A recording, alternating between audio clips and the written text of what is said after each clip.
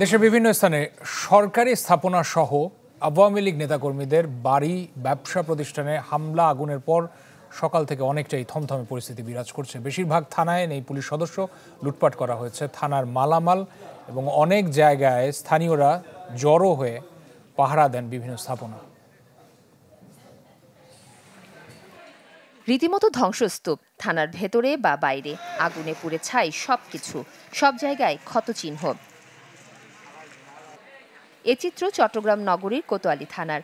সোমবার বিকেলে ছাত্র জনতার বিজয় মিছিলের পর দুর্বৃত্তরা জেলার অন্তত 10টি থানায় ঢুকে চালায় এমন তাণ্ডব। লুট করে নিয়ে যায় জিনিসপত্র।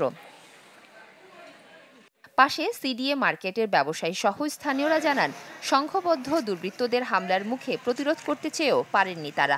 পুলিশহীন থানার বাকি সরঞ্জাম রক্ষায় এখন পাহারা দিচ্ছেন তারা। কম্পিউটার ছিল, কম্পিউটার, মনিটর, তার প্রিন্টার সবকিছু তারা এখান থেকে নিয়ে গেছে, টেনে নিয়ে গেছে।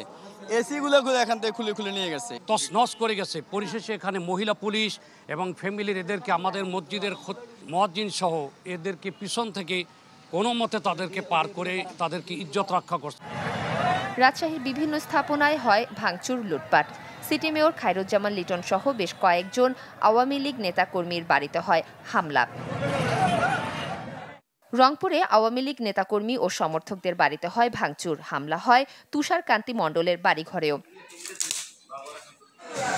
বরিশাল জেলা প্রেস ক্লাব, সিটি কর্পোরেশনের এনএক্স ভবন, আওয়ামী লীগ নেতা সেরনিয়াবাদ সাদিক আবদুল্লাহর বাসভবনে হয় হামলা। পাবনার বিভিন্ন স্থাপনায় হয়েছে ভাঙচুর, আওয়ামী লীগ নেতাকর্মীদের বাড়ি ও ব্যবসা প্রতিষ্ঠানে হয় হামলা। শেখ হাসিনার পদত্যাগের খবরে ঠাকুরগাঁওয়ে হয় ধ্বংসযজ্ঞ, আওয়ামী লীগ নেতা রমেশ চন্দ্র সেনের বাড়িতে হয় হামলা। এছাড়া বিভিন্ন বাড়ি ও দোকানপাটে চালানো হয় ভাঙচুর, অগ্নিসংযোগ।